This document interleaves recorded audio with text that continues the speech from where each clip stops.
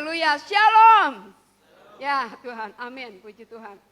Saudara, Pak Dedi kasih saya tema ya, berkobar-kobar bagi Kristus. Amin. Jadi tanpa kompromi dengan KDB, tetapi saya percaya ini Roh Kudus ya. Kalau Roh Kudus itu selalu menjadi satu alur gitu, satu tujuan ya. Pujiannya itu benar-benar sangat memperlengkapi untuk khotbah yang akan saya sampaikan. Puji Tuhan ya. Jadi saudara, saya percaya bahwa Tuhan inginkan kita selalu berkobar-kobar melayani Tuhan. Tidak mau Tuhan ada yang padam apinya. Tapi kita semua harus berkobar-kobar bagi Tuhan. Dan saudara, orang yang berkobar-kobar itu apa ya gitu ya. Orang yang berkobar-kobar itu selalu bersemangat. Orang yang selalu bergairah. Orang yang selalu antusias. Katakan amin. Coba lihat kiri kanannya, ada ngeloyo gak? Hei antusias, semangat bagi Tuhan. Amin, haleluya. Tuhan inginkan kita menyala-nyala, Tuhan inginkan kita berkobar-kobar melayani Tuhan. Jadi Tuhan mau rencananya digenapi di dalam hidup kita. Tuhan mau supaya kita sungguh-sungguh hidup kita menjadi berarti bagi sekeliling kita. Ya, jadi ke gereja ataupun pengetahuan kita gak cuma knowledge aja. Waktu saya berkhotbah itu gak cuma pengetahuan doang. Tapi benar-benar meresap ke dalam hati kita, masuk dalam hati kita dan membuat kita tuh terbakar gitu loh. Rasanya ingin melakukan sesuatu yang terbaik buat Tuhan. Ya, amin saudara. Dan kita harus benar-benar terbakar menyala-nyala buat Tuhan. Karena ini akan berpengaruh di masa akhir kita. Saudara jangan bilang masa akhir, Ibu Lucy duluan nih. Udah tua. Saya melihat ini, Kak Dewi juga bilang ya, Mama, di akhir-akhir tahun ini biasanya banyak yang terjadi roh maut lah segala macam. Dan saya mendengar dari Takar itu Billy ya, tadi malam aja dia bilang, aduh Ma, ada mayat lagi ditemukan. Jadi kita harus membakar hidup kita karena kita nggak tahu orang yang sekeliling kita nih kapan berakhirnya atau kita sendiri kapan berakhirnya. Tapi dalam masa-masa kesempatan kita yang ada ini, kita pergunakan sebaik mungkin untuk kemuliaan Tuhan. Dan keadaan kita harus dalam keadaan roh yang menyala-nyala waktu Tuhan datang. Karena itu akan menentukan masa akhir kita gitu loh saudara. Kita pasti akan menuju pada kekekalan. Tapi kekekalan itu ke surga apa ke neraka ya. Dan saudara, saya percaya saudara juga merindukan hati yang menyala-nyala, hati yang selalu antusias, hati yang selalu berkobar-kobar. Dan saya mau katakan saudara, orang yang bergairah, orang yang selalu menyala-nyala sama Tuhan, setiap tantangan, pasti kita semua ada tantangan ya. Ya amin. Anak muda, orang tua, semuanya pasti ada tantangan ya. Belum menikah, sudah menikah, janda ataupun duda ataupun apapun semuanya kita hidup. Dari anak kecil juga pasti ada tantangan. Dan saya mau katakan, orang yang selalu bergairah, orang yang selalu bersemangat, orang yang selalu antusias, tantangan ataupun halangan, jadi peluang buat dia. Peluang untuk apa? Peluang dia untuk melompat lebih tinggi. Peluang untuk dia terus maju. Jangan ketika kita ada halangan, aduh Tuhannya mana ya? Tetapi orang yang antusias, orang yang berkobar-kobar, orang yang menyala-nyala, dia percaya bahwa Tuhannya ada, makanya dia tetap semangat. Apapun yang terjadi, apapun yang dia hadapi, sakit, penyakit, kayak masalah keuangan, kayak apapun itu saudara. Dia percaya bahwa Tuhannya ada. Jadi setiap tantangan, ayo katakan, setiap tantangan, setiap halangan, menjadi peluang untuk aku terus maju dalam Yesus. Amin. Dan saya percaya saudara, hidup akan berarti bagi Tuhan. Dan saya menemukan, saya mencari ini, apa artinya berkobar-kobar buat Tuhan. Pak Didi udah kasih tapi formulanya untuk khotbah gitu ya. Tapi kok kayaknya Tuhan saya sendiri kok kayaknya kurang meresap lagi. Gimana Tuhan tolong saya, Tuhan tolong saya. Saya tahu bahwa saya ini terbatas saudara. Saya ini sangat sangat tidak mampu untuk bisa bicara di depan saudara. Sampai khotbah ini nggak cuma sebagai pengetahuan, nggak cuma sebagai knowledge doang, tetapi saya mau bahwa setiap khotbah, setiap pembicara di tempat ini, itu menyentuh hati kita yang terdalam. Dan itu akan mengubahkan kita. Sebenarnya dari mulai puji-pujian, pemain musik di tempat ini, saya merasakan ada hadirat Tuhan yang kuat. Saudara rasakan nggak? Ada kuasa Tuhan di tempat ini. Jadi kita nggak main-main di dalam mimbar ini. Dan semuanya kita persembahkan, kita persiapkan bagi Tuhan. Saudara, di dalam Alkitab saya menemukan tokoh yang luar biasa, dan saya menemukan dia ini seorang yang mungkin bahkan dilupakan sama orang tuanya.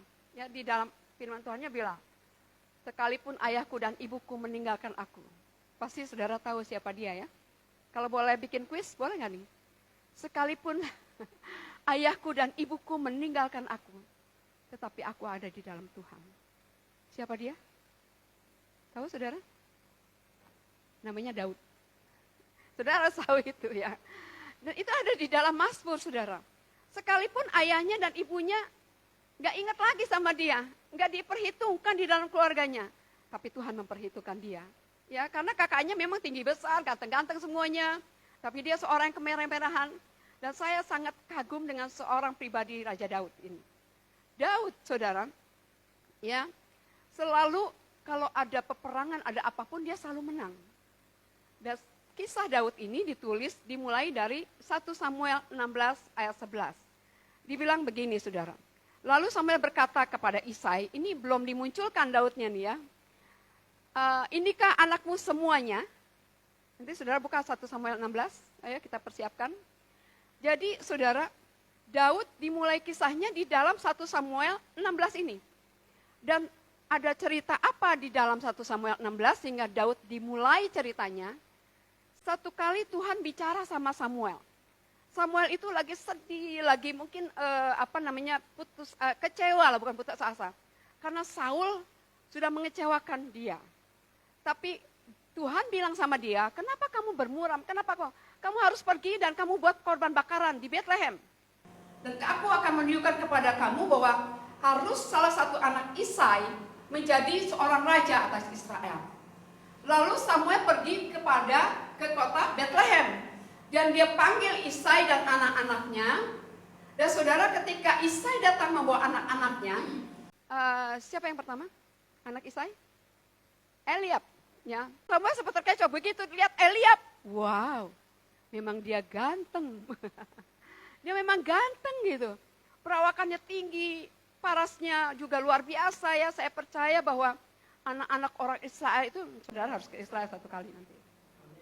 Aminnya kok cuma sedikit? Amin.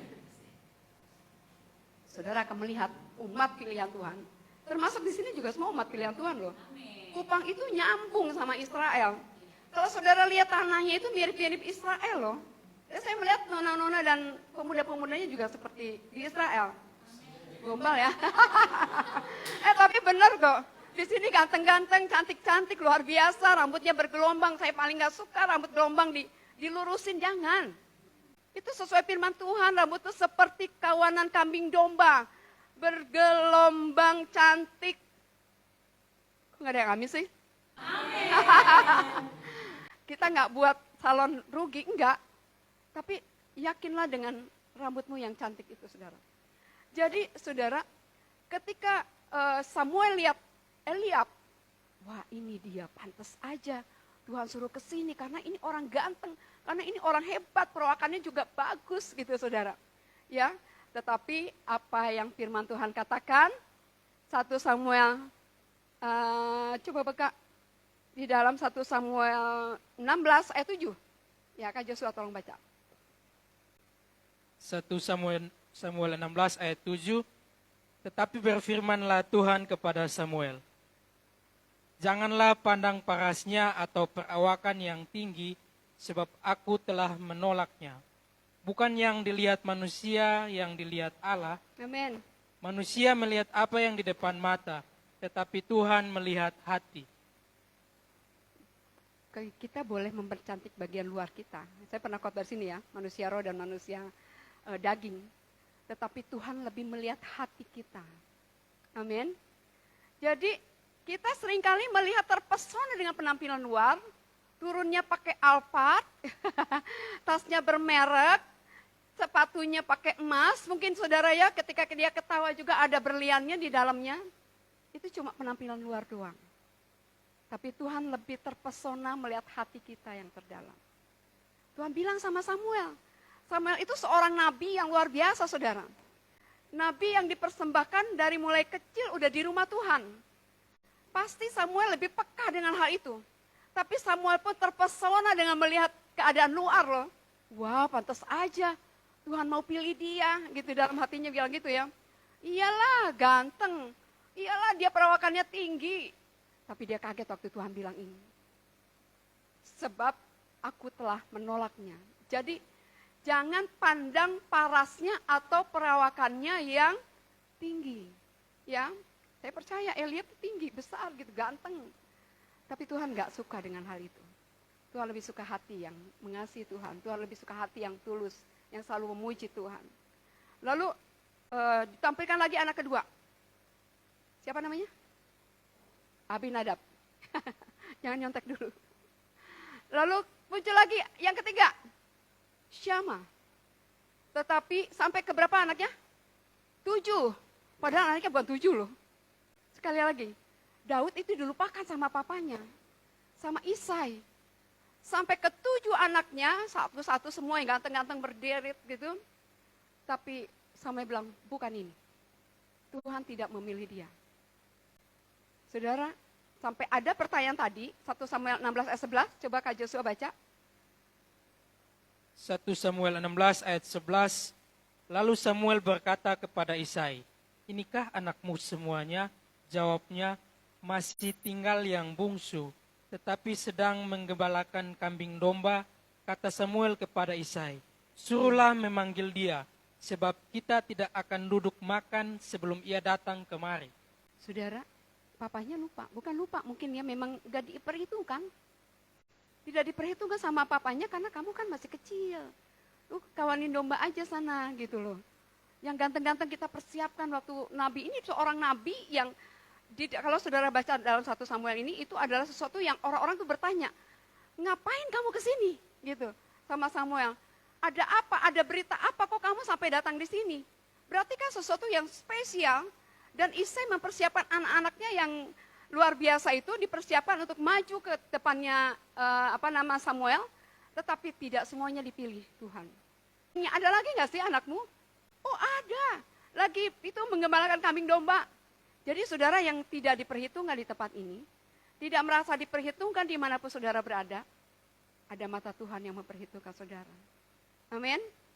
Ada mata Tuhan yang tahu tertuju kepada setiap pribadi kita. Pribadi demi pribadi Tuhan perhitungkan dengan luar biasa saudara. Manusia nggak perhitungin, nggak apa-apa, nggak masalah. Yang penting di hadapan Tuhan. Katakan amin. Yang penting di mana? Di hadapan Tuhan. Sama manusia tidak perhitungkan. Sonde apa-apa saudara, nggak masalah. Yang penting aku di hadapan Tuhan. Aku tuh berharga di mata Tuhan. Amin. Dan ketika, coba Kak Joshua baca lagi sampai ke 13. Ayat 12, kemudian disuruhnyalah menjemput dia. Ia kemerah-merahan, matanya indah dan parasnya elok. Lalu Tuhan berfirman, bangkitlah, urapilah dia, sebab inilah dia. Ayat 13, Samuel mengambil tabung tanduk yang berisi minyak itu dan mengurapi Daud di tengah-tengah saudaranya. Sejak hari itu dan seterusnya, berkuasalah roh Tuhan atas Daud. Lalu berangkatlah Samuel menuju Rama. Kita baca sama-sama yuk. Sejak hari, kapan? Sejak hari itu dan seterusnya itu sampai kapan? Sampai selama-lamanya. Sejak hari itu dan seterusnya berkuasalah roh Tuhan atas Daud. Ketika apa? Ketika Samuel mengurapi Daud, ini pengurapan ini nggak main-main loh saudara. Pengurapan itu membuat kita punya kuasa, katakan amin. Pengurapan itu membuat kita punya otoritas. Sejak saat itu, sejak hari itu, dan seterusnya, artinya selama-lamanya, berkuasalah roh Tuhan atas Daud. Amin. Dan semenjak itu saudara, Daud selalu menang. Dalam peperangan apapun Daud selalu menang. Tidak pernah dia mengalami kekalahan. Dia bisa menghadapi singa. Saudara tahu singa? Pernah lihat? Pernah di TV. Singa itu rajanya raja hutan, saudara. Saya nonton Lion King, itu semuanya bisa tunduk loh sama singa. Semua tunduk. Dia nggak usah bilang, gue raja nih, aku raja nih, raja hutan. Nggak usah bilang gitu. Dia lewat, dia tahu orang binatang-binatang yang lain tahu, itu tunduk semuanya. Jadi artinya kita ini, ketika roh Tuhan ada sama kita nggak usah bilang, gue nih pendeta lu jangan main-main. Aku nih hamba Tuhan, aku nih orang Kristen. Nggak usah ngomong seperti itu. Orang-orang sekitar kita akan melihat ciri seorang hamba Tuhan. Ciri kualitas orang yang percaya akan Yesus. Gak usah gembor-gembor kepada orang banyak, gua nih hebat loh. Gak usah ngomong gitu, orang akan tahu siapa kita. Lewat apa? Lewat sikap kita. Lewat perkataan kita. Lewat perbuatan kita. Orang akan melihat, berbeda ya lu ya. Kamu memang hebat ya gitu loh saudara. Dan saudara, Daud bisa mengalahkan singa. Daud bisa mengalahkan, apalagi? Beruang. Dirobek mulutnya sama Daud. Padahal Daud juga saya tahu pasti dia takut. Tetapi sejak saat hari itu dan seterusnya berkuasalah roh Tuhan atas dia. Ketika dia lihat Goliat, Daud tadi bilang apa? Kemerah-merahan ya. Pasti kayaknya lucu, imut-imut kali. Aduh gitu loh. Nanti saya lagi pikir nih yang jadi Daud nih di sini siapa ya? Yang mukanya masih kemerah-merahan. Haleluya. Saudara, ya, amin. Amin, saudara. Jadi, waktu Daud, seorang yang kemerah-merahan, masih kecil gitu, nggak dianggap sama papanya. Ketika dia lihat Goliat yang tinggi besar, 3 meter loh katanya, Goliat itu. Daud takut nggak? Alkitab nggak bilang dia takut loh. Sebab roh Tuhan ada sama dia. Sebab bukan dia kekuatannya, bukan karena dia kepintarannya, tapi karena roh Tuhan sejak hari itu. Dan seterusnya berkuasalah roh Tuhan atas hidupnya. Mengatasi, artinya gini loh, kalau sekarang kan mungkin nggak menghadapi singa ya, tidak menghadapi beruang ya. Mungkin saudara baru lihat kucing mah nggak apa-apa ya. Kalau lihat anjing aja saudara udah lari gitu loh. Lihat apa lagi? Lihat tikus saudara lari. Lihat kecoa jauh gitu. Tuhan. Saudara mungkin nggak menghadapi seperti itu. Mungkin ada singa yang sedang menghantam saudara saat ini. Katakan aku tidak takut. Karena ada Tuhan bersamaku. Amin. Dan Goliat dikalahkan sama Daud. Dan setelah Goliat Daud mengalahkan Goliat, saudara. Apa yang terjadi? Saul menjadi iri hati. Saul menjadi benci itu sampai pengen bunuh dia gitu loh. Padahal Daud itu sangat mendukung untuk Raja Saul. Tetapi Saul ini jadi sebel gitu loh. Kenapa? Karena rakyat, perempuan-perempuan keluar menarikan rebana, mereka menyeru-nyerukan apa? Saul mengalahkan beribu-ribu, tapi Daud mengalahkan berlaksa-laksa. Kesel banget nih Saul. Padahal Saul pun tadinya diurapi Tuhan, saudara. Ini hati-hati dengan pengurapan Tuhan. Bisa hilang, bisa nggak ada. Ketika kita punya iri hati, ketika kita punya kebencian, urapan Allah bisa hilang dalam hidup kita. Jadi saudara, ketika Saul berpikir seperti itu, waduh, jangan-jangan nanti kerajaan ini diambil sama Daud. Nanti aku gimana ya? Saudara jangan takut posisimu apapun itu untuk diambil alih orang lain, gak usah takut. Sebab kita punya posisi yang terbaik di hadapan Tuhan. Amin. Dan saudara ketika Saul menjadi benci, ketika Saul menjadi iri, ketika Saul menjadi sebel, benci, pengen bunuh dia, apa yang terjadi? Ini akal bulus, ini kita selalu cari-cari akal ya. Gimana caranya nih gue jatuhin dia? Gimana caranya nih aku pengen dia mati terbunuh gitu. Tapi jangan tangan aku. Artinya dia mau cara halus ya saudara. Lalu dia berikhtiar dan dia punya ide. Dia punya anak namanya Mikal. Saya percaya Mikal itu pasti cantik. Karena Saul pun juga orangnya ganteng. Ya dalam baca Alkitab nih saudara. Saya nggak buat-buat. Ya ini di Alkitab tertulis. Lalu dengan akal bulusnya dia bilang sama Daud begini, Daud, kamu kawinin anak saya, Mikal, tetapi ada syaratnya buat kamu. Saya minta 100 kulit katan orang Filistin, kamu berikan sama saya sebagai maharnya. Siapa di sini yang kalau nikah di sini Pak ada mahar juga ya? Kalau orang Alor tuh apa namanya? Oh, ya itu dia. Saudara, begitu nilainya, jadi artinya saya minta, sebenarnya ketika permintaan ini diajukan, saudara, Saul itu nggak minta secara tulus loh. Saul ini mau supaya Daud mati terbunuh orang-orang Filistin. Bayangkan 100 kulit katan diminta sama Saul. Boleh kamu nikahin anak saya, ini silakan. Tetapi saya minta 100 kulit katan. Dia pikir Saul mati terbunuh. Tapi apa yang terjadi, saudara? Saudara ingat ya, sejak hari itu dan seterusnya berkuasalah roh Tuhan atasnya. Yang diminta Saul itu buat dia kecil karena ada Tuhan. Saya percaya Daud tidak pernah sombong. Karena dia tahu, karena sejak saat itu. Bahkan Daud sendiri mengatakan bahwa aku percaya bahwa roh Tuhan ada atas orang-orang yang percaya, orang yang mengasihi dia. Dan saudara, dia memberikan berapa kulit katan? Bukan cuma 100 loh. Tapi 200 kulit katan orang Filistin dikasih sama Saul. Saulnya sampai kaget, waduh gak jadi nih yang ini. Fatal ini dia mati. Ternyata dia sanggup memberikan bahkan melebihi dari apa yang Saul minta. Dikasih 200 katan. Dan saudara, Saul kirim kemanapun dia pergi untuk berperang. Tempat ini yang paling susah, tempat ini yang paling parah gitu. Tetapi Daud maju terus, karena sejak hari itu, roh Tuhan ada atas Daud. Amin. Amin, saudara. Ya, luar biasa ya. Jadi saudara, saya percaya bahwa kalau singa dan beruang, Daud bisa lawan, karena ada roh Tuhan atasnya. Goliat juga bisa dilawan sama dia, bisa dikalahkan. Cuma sama ketapel batu doang.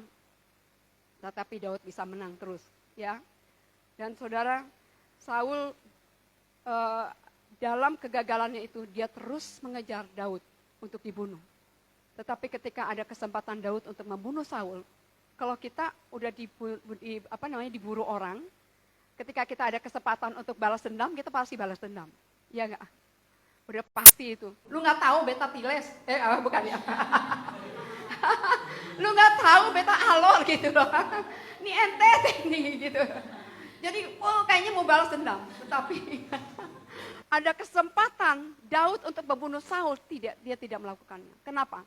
Karena dia bilang, aku tidak mengotori tanganku untuk membunuh orang yang diurapinya. Jadi mari kita juga punya hati seperti Daud ya. Hati yang tulus, hati yang luar biasa di dalam hidup kita. Saudara, Daud terus mendapat kemenangan. Ya, perubahan hidup Daud. Dia merasakan perubahan hidup Daud. Itu ditentukan karena ada urapan yang luar biasa. Dan buat kita sekarang ini, saudara, bahkan Daud bisa berkata gini loh, coba Mazmur 20 ayat 7, Kak Joshua bacaan.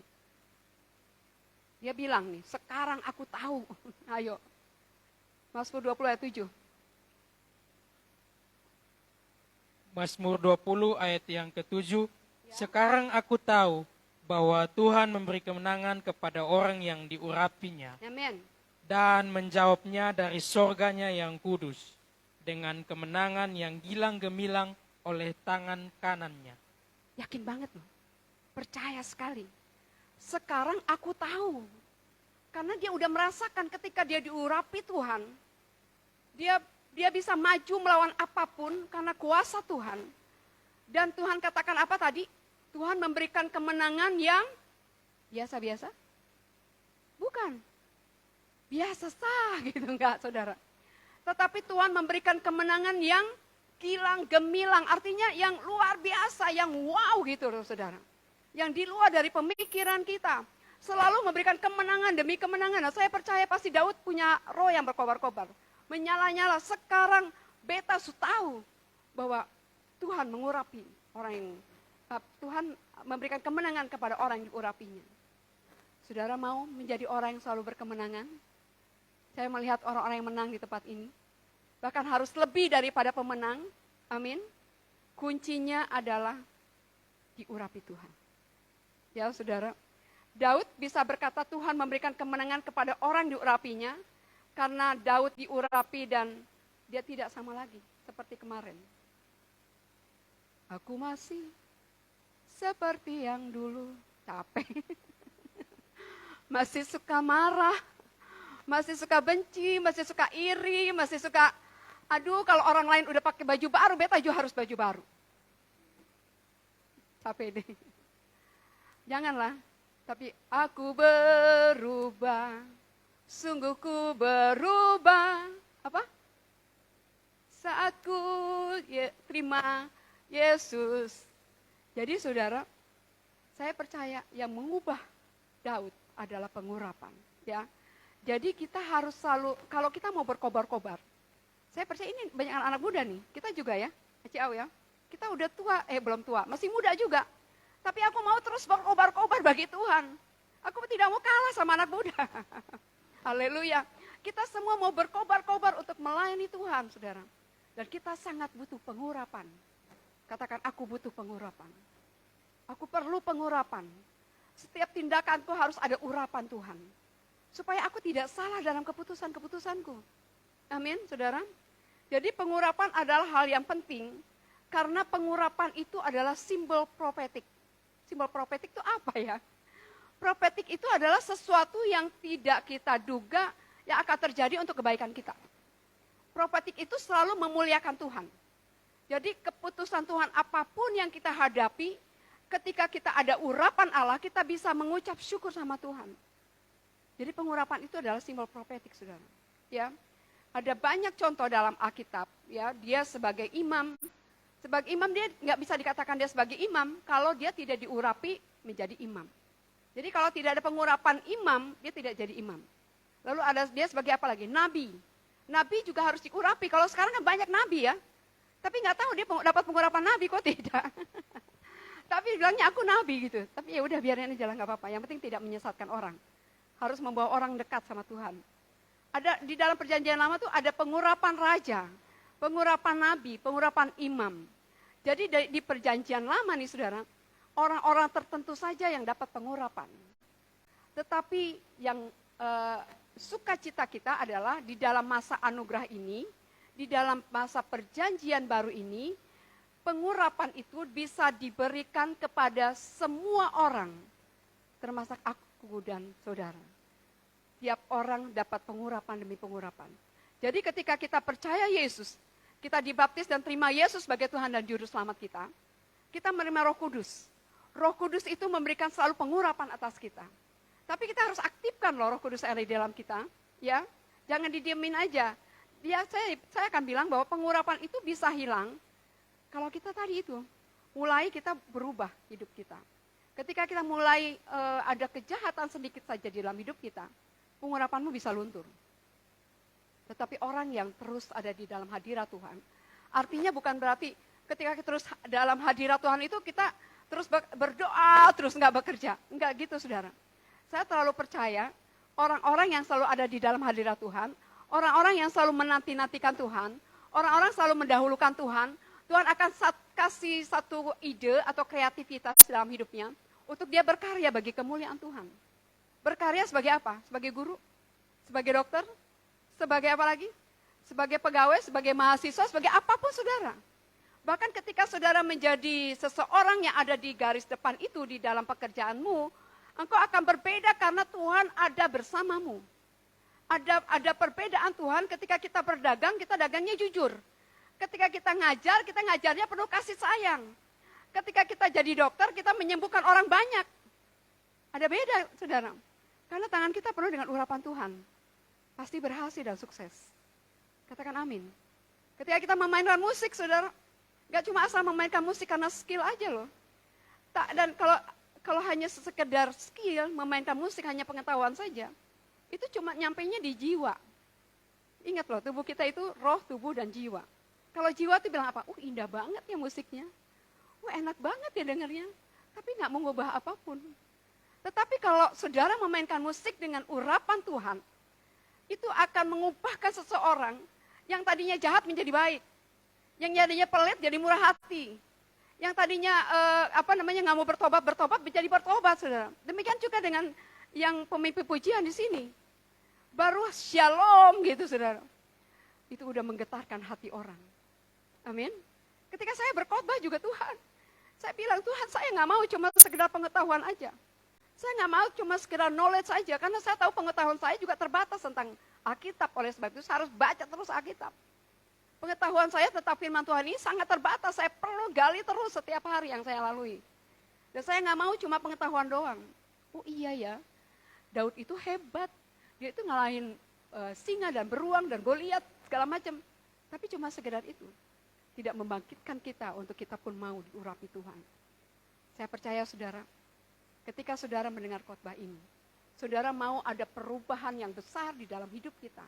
Karena kita butuh pengurapan. Dan pengurapan itu jangan sampai hilang di dalam hidup kita.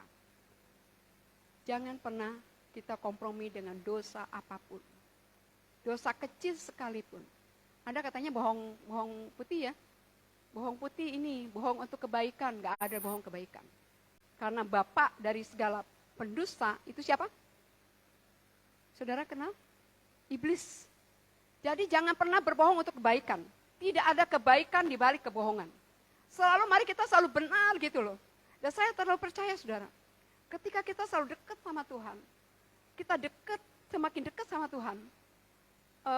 DNA-nya Tuhan itu ada di dalam hidup kita. Kita kan anaknya Tuhan ya. Kita kan anaknya Tuhan Yesus. Ketika kita percaya Yesus. Saudara dapat pengurapan itu. Dan saudara terus bakar pengurapan itu. Dan terus saudara nyatakan bagi sekelilingmu. Saya percaya saudara jadi berkat buat semua orang. Sekali jadi berkat juga bukan berarti saudara bagi-bagi uang.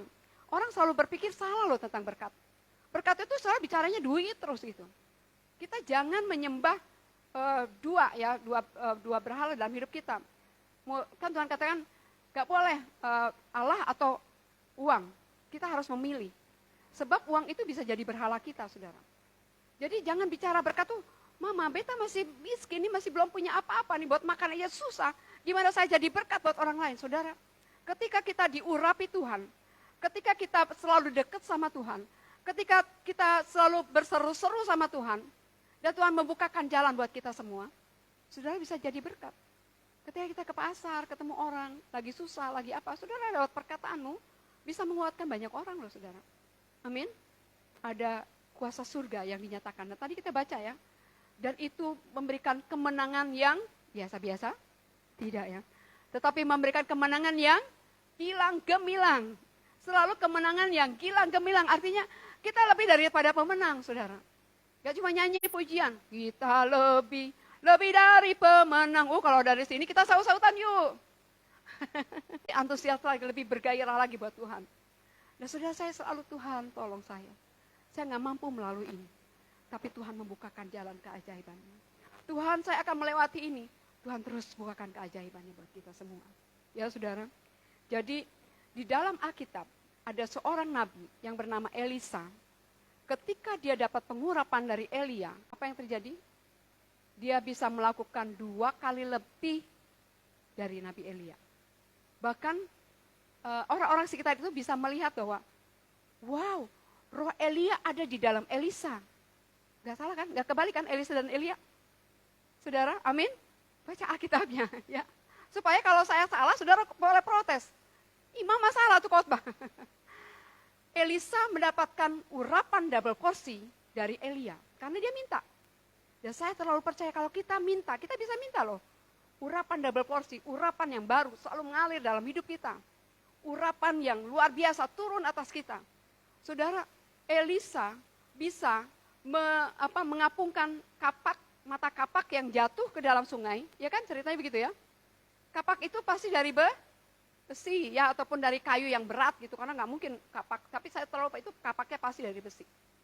Bahkan hukum alam bisa dimatikan dengan kuasa pengurapan itu. Karena mata kapaknya bisa ngambang loh. Bisa pernah lihat nggak besi ngambang? Kecuali besi kosong ya. Ini kapak nggak mungkin. Tetapi karena Elisa tidak punya urapan double porsi, mata kapaknya bisa ngambang. Lalu apa yang terjadi lagi? Orang mati dibangkitkan. Apalagi? Di situ tempat itu banyak orang-orang keguguran. Dan saudara, lewat Elisa bisa menyembuhkan, bisa menyehatkan semuanya. Katakan amin. Aku mau Tuhan, urapan double porsi. Aku mau Tuhan, urapan baru selalu mengalir bagiku. Dan saudara, satu kali, saya pernah cerita sama Kak Debi ya. Satu kali saya dan Pak Dedi pergi ke satu daerah, gerejanya tuh sebenarnya terpencil gitu di dalam. Tapi ketika saya memasuki daerah itu, ya, dan gerejanya itu luar biasa, megah gitu, saudara, saya kaget. Yang saya kaget lagi adalah, hati saya ketika memasuki ruangan gereja itu. saya merasakan ada hadirat Tuhan yang kuat. Bahkan ketika ibadah dimulai, sekali lagi, baru jreng gitu ya, pemusik, itu saya udah merasakan hadirat Tuhan yang kuat. Ketika saya duduk di kursi dan saya merasakan kuasa Tuhan, air mata saya menetes. Saya tahu di sini ada Tuhan. Saya tahu di sini tempatnya berbeda. Saya tahu di sini ada kuasa Tuhan. Saudara bisa rasakan kuasa Tuhan. Dan saya percaya saudara, tempat ini ketika engkau memasuki di pintu depan, baru masuk melangkah kakinya, waktu kita lagi beres-beres, itu waktu kita ngepel, kita beres-beres, bersihin gitu ya, jangan ngomel saudara. Kita harus katakan, wih di tempat ini ada urapan Tuhan, di tempat ini ada kuasa Tuhan, di tempat ini akan ada orang-orang yang bertobat, di tempat ini ada mujizat Tuhan, di tempat ini akan ada perjumpaan secara pribadi dengan Tuhan. Amin. Saya percaya kita berbeda. Mulai minggu depan kita akan melihat barisan yang kuat, yang diurapi Tuhan, sungguh menampilkan. Kita semua sudah diurapi Tuhan. Dan saya melihat, saya merasakan juga hadirat Tuhan di tempat ini. Tapi kita mau lebih lagi bagi Tuhan. Amin. Kita tidak sama lagi seperti kemarin. Kita terus mau lebih lagi buat Tuhan. Amin, saudara. Jadi semuanya kita semua harus mendapatkan urapan yang sama. Jangan pernah ada persembahan asing di antara kita. Lebih baik kita mau saling mengaku, saling kalau ada sesuatu yang tidak suka dengan satu dengan yang lain, kita mau terbuka dengan jadi satu kesatuan hati, satu dengan urapan yang luar biasa. Saya percaya saudara, tepat ini, kata-kata tepat ini, ayo yakin dong, tepat ini ada kuasa Tuhan. Setiap kursi dipersiapkan, dipenuhi dengan jiwa-jiwa yang haus dan lapar akan Tuhan. Aku mau menjadi alatnya Tuhan. Urapi aku Tuhan dengan urapan yang baru, dengan urapan yang double porsi, dengan urapan yang luar biasa terjadi di dalam nama Yesus. Percaya saudara? Amin. Saya percaya setiap orang yang selalu dekat sama Tuhan, dia mulai alergi dengan dosa. Dosa sekecil apapun dia nggak akan suka lagi. Dia tahu itu, bahkan kita bisa menjadi benci, yang tadinya menjadi kesukaanmu, itu akan menjadi kebencian di dalam hidup kita. Kita anggap itu sebagai sampah. Kesombongan sampah. Iri hati sampah. Apalagi sesuatu kebohongan itu sampah. Yang tadinya kuanggap satu kebanggaan, sekarang kuanggap sampah, kata Paulus. Dan dia berlari kepada Tuhan. Ini saatnya saudara, kita nggak diam-diam lagi. Nggak cuma asal biasa-biasa aja, tapi kita mau maju bersama Tuhan. Dan saya terlalu percaya saudara, ini memang nggak enak ya. Di dalam setiap pelayanan itu butuh pengorbanan. Setiap pelayanan butuh pengorbanan. Setiap kemuliaan butuh pengorbanan. Pengorbanan siapa? Waktumu, uangmu, tenagamu. Itu Tuhan sudah cukup uangnya. Dia raja di atas segala raja. Tapi Tuhan inginkan melihat ketaatan kita. Untuk ketika kita mengatakan I love you sama seorang ya. Gak cuma bilang I love you loh sama seseorang. Kita pasti mau berkorban untuk orang itu. Ya kan? Tapi ketika kita bilang I love you gitu. Lu I love you baru suruh datang hujan sedikit aja tidak mau datang. Kita bilang I love you Lord Jesus. Ih Tuhan semua hujan nih. Baru pilek nih Tuhan, gak jadi deh ke gerejanya. Aduh Tuhan, aduh gitu saudara. Tuhan bilang, lu bilang I love you. Apa? Manusia juga begitu kan.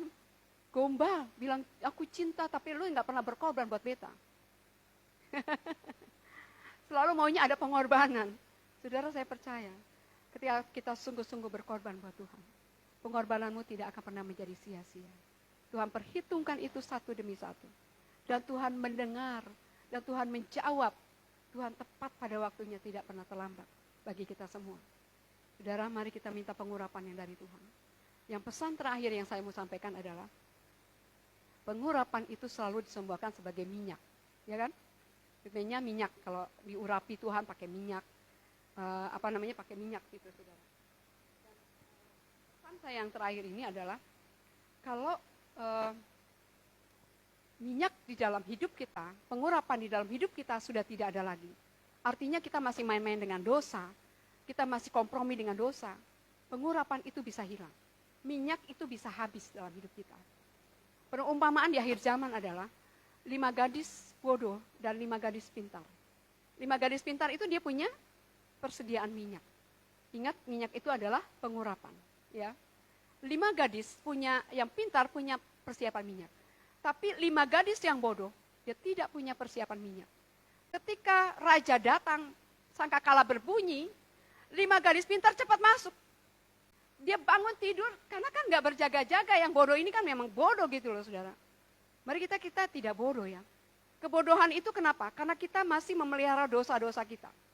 Kebodohan itu yang akan selalu menutup kita karena kita masih melakukan yang tidak baik di hadapan Tuhan.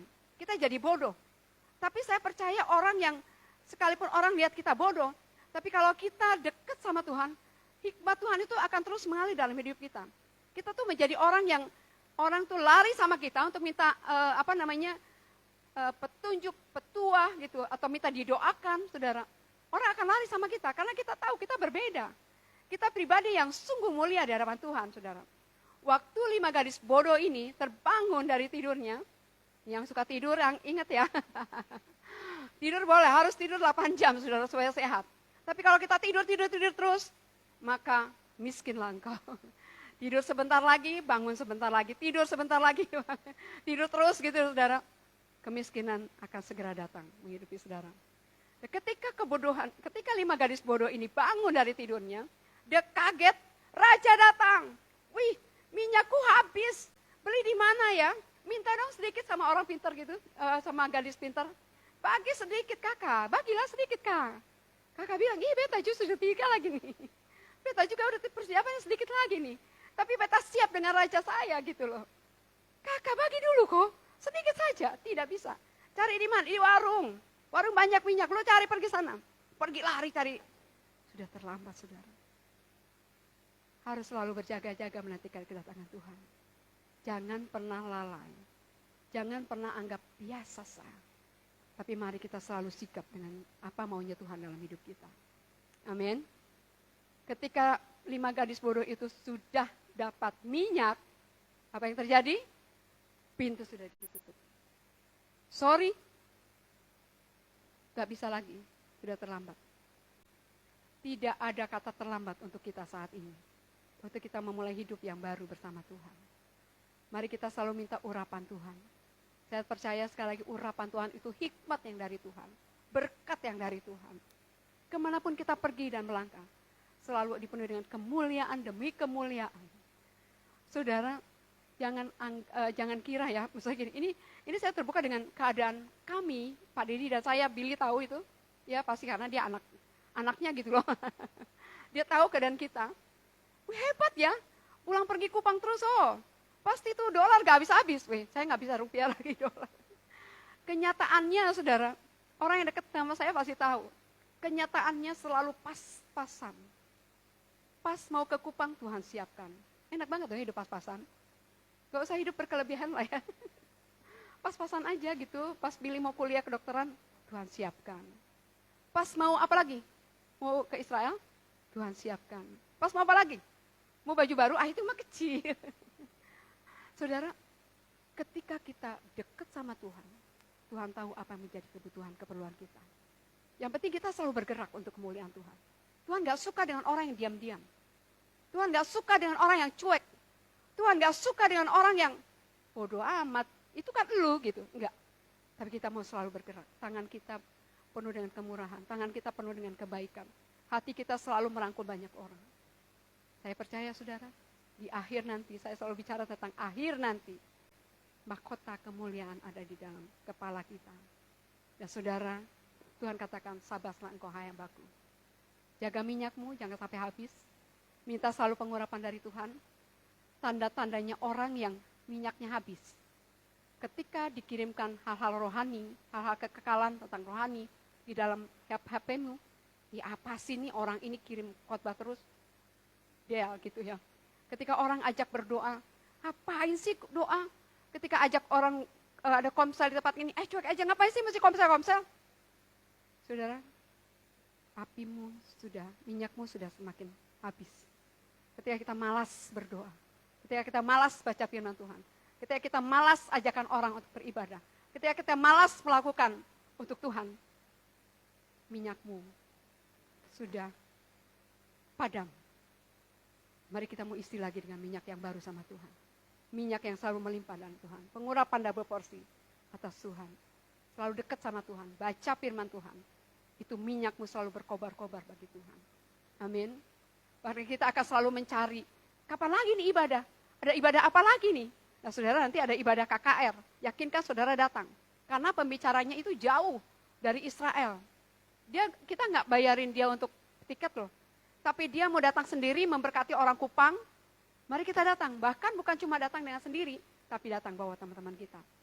Ada oleh-oleh dari Israel, kita datang. Kita antusias. Kita bakar minyak kita. Amin. Minyak itu dengan api itu dekat banget ya. Dia akan menyambar gitu loh. Dan Tuhan itulah apinya kita. Kita akan selalu menyala-nyala bagi Tuhan. Amin. Kita katakan, bakar apimu. Ya belum menyala itu. 1, 2, 3. Bakar apimu. Sampai menyala-nyala berkobar-kobar buat Tuhan. Mari kita pakai berdiri. Haleluya.